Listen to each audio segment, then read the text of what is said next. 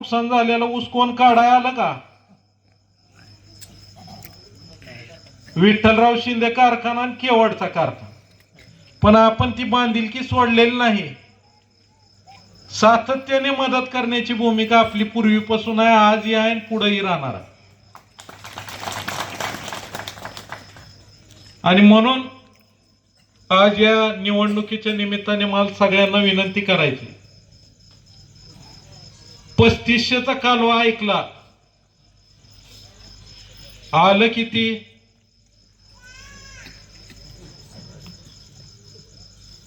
माप काढणं फार सोपं आहे, प्रत्यक्षात काम करावं लागतं. दर 10 दिवसाला बिल देतो आपण, दर 15 दिवसाला बिल देतो. 5-5, 6-6 महिने लोकांची बिलं मिळत नाहीत, ऍडव्हान्स घ्यावा लागतो. आणि ह्या परिस्थितीत सुद्धा आपण सगळ्यांनी तरी सुद्धा आपली फसवणूक जर झाल्यासारखी वाटत नसेल तर ह्याच्या इतकं दुर्दैव काहीच नाही.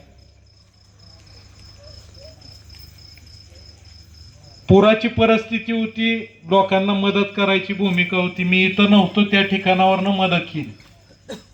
मी असं म्हणणार नाही की सगळ्याची मदत मीच केली, अनेकांनी केली. इथं बसलेले पृथ्वीराज भाया त्यांच्या माध्यमातून केली असेल, काही लोकांनी वेगवेगळ्या पद्धतीने केली असेल. पण ज्याच्याकडे जबाबदारी होती त्यानं साधा बिस्किटचा पुडा सुद्धा आणून दिला नाही. ह्या गोष्टी कुठंतरी आपण लक्षात ठेवल्या पाहिजे. ह्या गोष्टीचा कुठंतरी आपण विचार करायला शिकलं पाहिजे.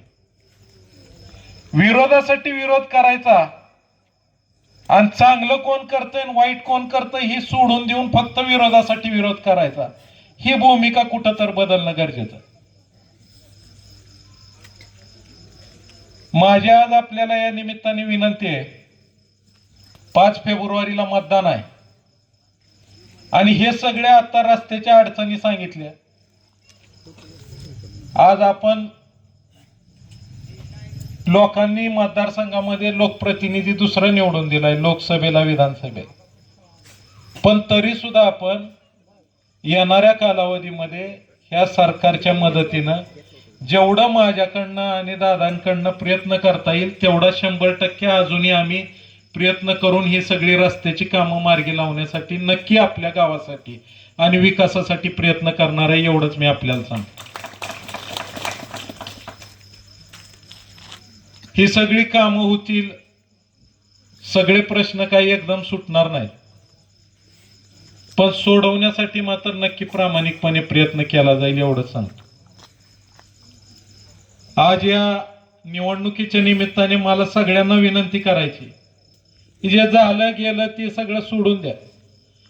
या निवडणुकीमध्ये आपण सगळ्यांनी आपल्या पंचायत समितीच्या उमेदवार मीराताई ठोंबरे आणि जिल्हा परिषदेचे उमेदवार पृथ्वीराज भाया सावंत या दोघांनाही आपण पुढचे सगळे प्रश्न सोडवायचे असतील तर विक्रमी मताधिक्याने निवडून द्यावं, एवढी सर्वांना नम्रपूर्वक हात जोडून विनंती करून थांबतो. जय हिंद, जय भारत.